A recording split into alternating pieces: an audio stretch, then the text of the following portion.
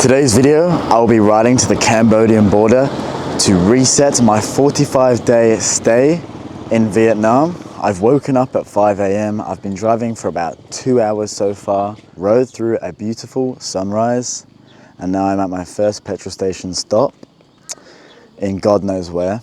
This is the petrol station.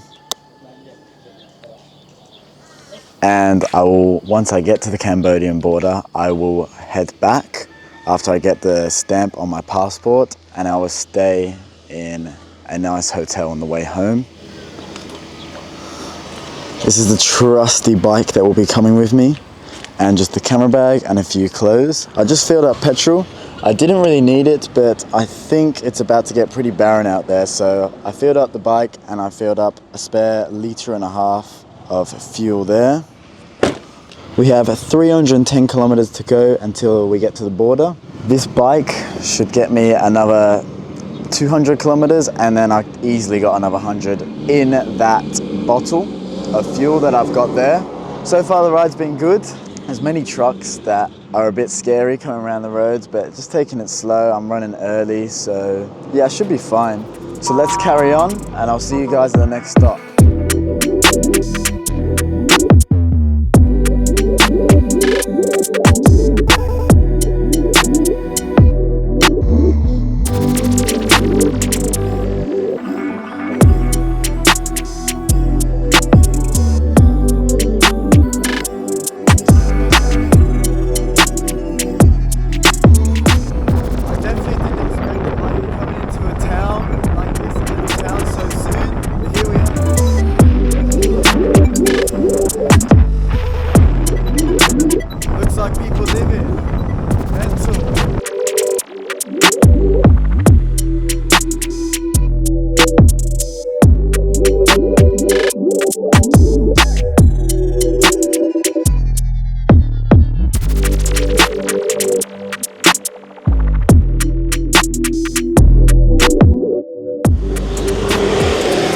Okay, so I've just made a stop off at a local food place, super Vietnamese here, and I've ordered a beef soup, I think it's called po, and also to get some phone charge here because I got 50% battery. I'm about halfway to the border. Yeah, but it actually looks quite nice. Don't know how much it will cost. Probably cost me nothing, to be honest, but yeah, it's super Vietnamese here. Feels super barren here. It's pretty cool. When I arrived here, no one speaks English, which is fine, but basically she got her husband or something on the phone and he speaks English, and he asked me what I want, like what food I want, and I told him on the phone just anything with chicken or beef was fine, or egg, and he said you can get the beef pho. So yeah, let's see how this is.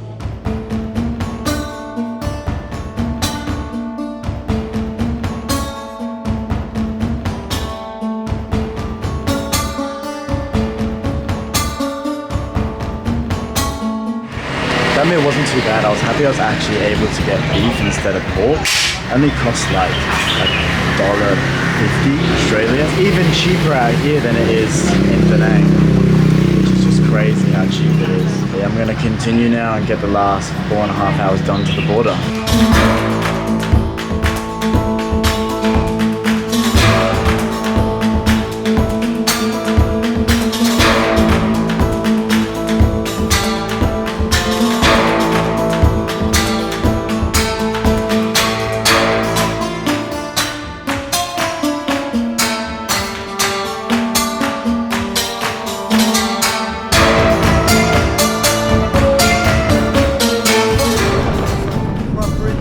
Now, don't really see as many people driving.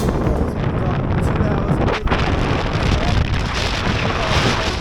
I'm going to use the 1.5 liters of petrol I have in the water bottle, and I'll find a nice place to stop. Found a nice shaded spot, just chilling with these goats. About to top her up.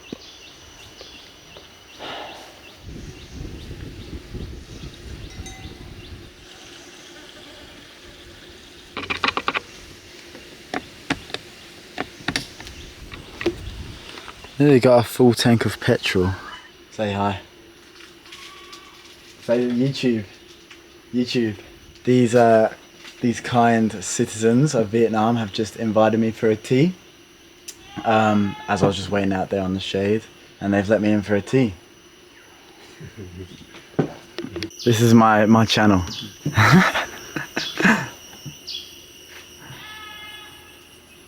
That's me. What is good, people? Welcome back to another video. So today's video, I did 100 push-ups every single day for 30 days.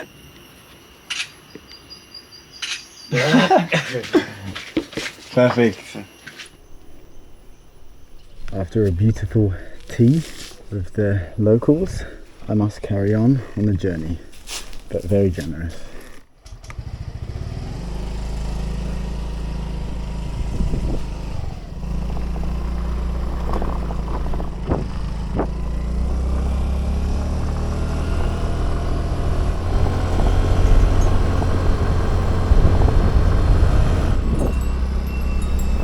Maps took me to this gate. It wasn't a very nice sight, but I just looked on maps. I'm pretty sure I can just go around. This must just be an old path because it seems pretty overgrown. It's horrible road here. So I have to butt in to the video right here because this is where things got a little bit tricky. So I was following Google Maps and it took me down the side of this person's house and over this like really sketchy old bridge. And at this point I was getting a little bit worried now because I'd already been traveling about 7 hours and this was looking bad. So I kept heading down and I got on a dirt trail. Now I expected the roads to be bad on the way to Cambodia, but I did not expect them to be this bad. And yeah, I was getting pretty uncomfortable at this point. This just doesn't feel right, man. It just doesn't. It's freaking me out. The border's supposed to be right there, like less than 5 minutes that way, but I just don't feel like it is. I was trying to keep my cool though, but I didn't really want to film at this point. I just wanted to figure this out because I just didn't think this was the right way. It just didn't feel right. After going down this trail for a while, I saw some locals riding down with me and that made me feel a little bit better. Then I kept going and I actually went through some more houses and past some more people who actually live on these trails.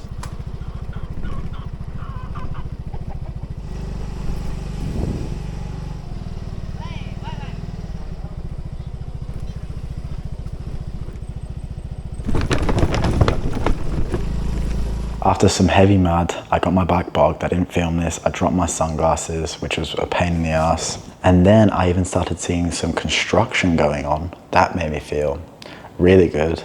And I started to think that it was maybe a new pathway being constructed to get to the border. Maybe this is like a new road to get to the border. I'm hoping that that's what it is, considering there's all those construction drivers there. Then, after some more serious off-roading, I got off the dirt trail.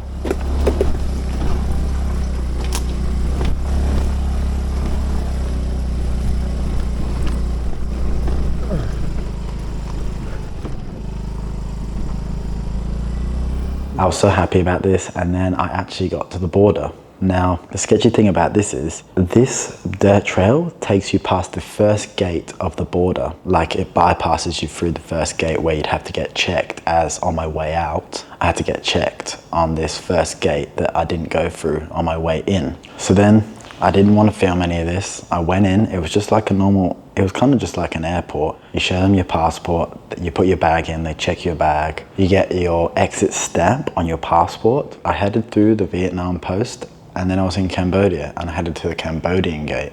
Now, when I got to this Cambodian gate, I didn't film any of this because it felt really sketchy. And after 8 hours of driving, I didn't want to mess anything up. So I got to the Cambodia gate. The guy told me to sit there and I had to wait actually about 20 minutes. I put my bike in the shade and I just chilled. Then this guy turned up in the car, checked me through. He stamped me off. I bought the visa to get in and out of the country. So how it works is you go through the Vietnam border, you get your exit Vietnam stamp, go to the Cambodia, fucking hell. So how it works is you get to the So how it works is you go to the Vietnam border, you get your exit stamp to Vietnam, you go to Cambodian border, you get your entry stamp to the Cambodian border, and then you get your exit stamp on the Cambodian border. Then I headed back to the Vietnam border, went through again, got my exit stamp.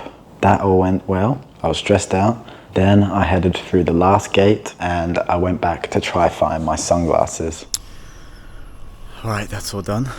Now I'm going to try find my glasses. Wish me luck. So then I left the Vietnam border and then I went back down that road to see if I could find my sunglasses, to no avail. No luck finding the glasses. Fucking pissed off about that because I just don't know, I'm not going to be able to find a nice pair of glasses like that in Vietnam. So I thought it'd be here where I got bugged before on the way here, but I can't find them anywhere. Right, let's head to the hotel. If you don't have a motorbike here, you're just not making it. Like, you're just not making it to the border if you don't have a motorbike here, because this, you need a serious forward drive.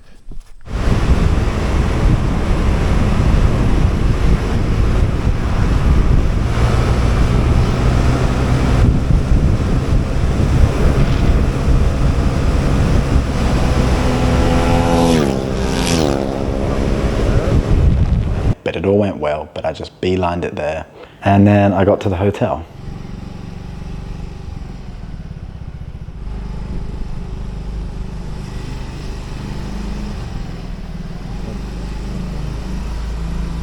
Now before you want to go any further, guys, just some complications at the border. The workers at the border didn't really seem to know what they were doing that much. Some of them were good, but some of them weren't. Like, for example, when I was heading back through the border to go back into Vietnam, I was talking to a guy and he was asking me if I have a visa, but as I was using my UK passport, I do not need a visa to enter Da Nang. I can stay here for 45 days, and that's what I was here doing. I was resetting my 45 days, but he was asking me if I need a visa. But then after a bit of talking, he let me through, but it was a little bit worrying. I thought I'd just let you guys know if anyone wants to do this. So I checked into my hotel. I was running early. It was still daylight. I looked like an absolute mess. Then chucked myself in the room. First thing I did was get a KFC meal. The town actually had a KFC, which I was really happy about because I just needed some heavy carbs and just some absolutely disgusting food. Smashed that, came back to the hotel. The town was pretty strange. It was like the whole town was not the nicest, but then the hotel was really nice. And then I got back to the hotel and I really just enjoyed the hotel.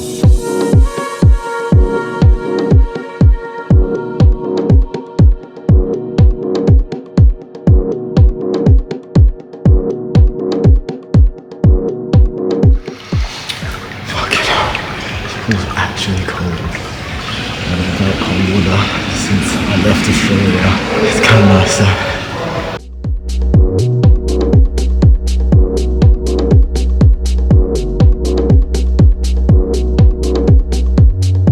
The next morning I rose early and I planned to go all the way back to Da Nang. It was only 7 hours that day, as Pleiku is 1 hour closer to Da Nang as opposed to the Cambodian border, which is 8 hours from Da Nang. And I didn't really plan to film this day. I just smashed it, stopped for fuel once, filled up my little bottle, and then once I was at the top of the mountain, something a little bit unexpected came. I didn't think I'd be filming today, but I've just ridden down that mountain a little bit and I got hammered. So the rain hasn't made it here yet, so I've just got prepared. Got the hard fit on, got the camera gear protected, and yeah, I think it's about to get intense. 3.5 hours from Da Nang. So dark, man. Scary. Oh, shit. Oh my god. It hurts. Raindrops are painful.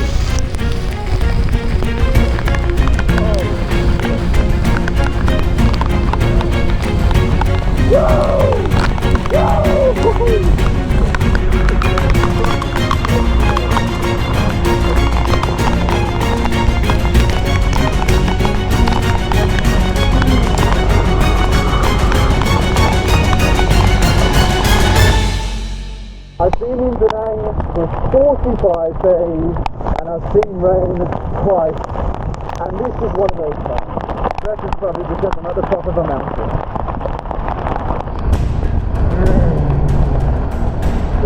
Feels good on the old back. Feels good on the old back. Oh, cheers mate. Do it there, yeah.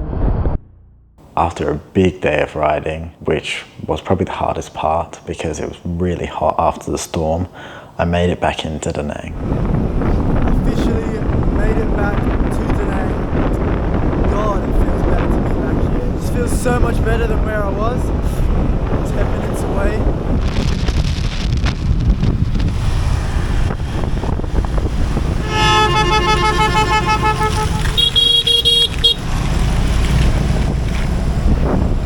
Back to that Da Nang traffic. Going down that mountain at the end felt rough. The road is so bad. My ass is killing me.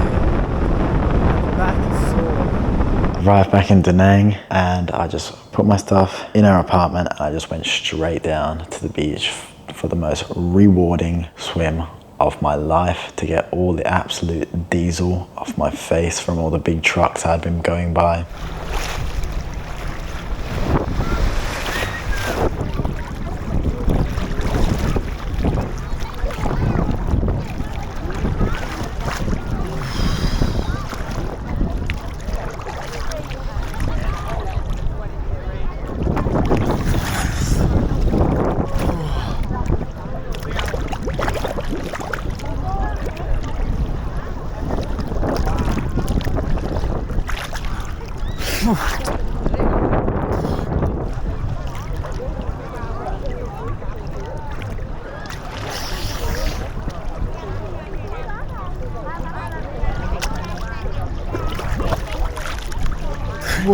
And it was a very rewarding feeling and I was so happy it was done.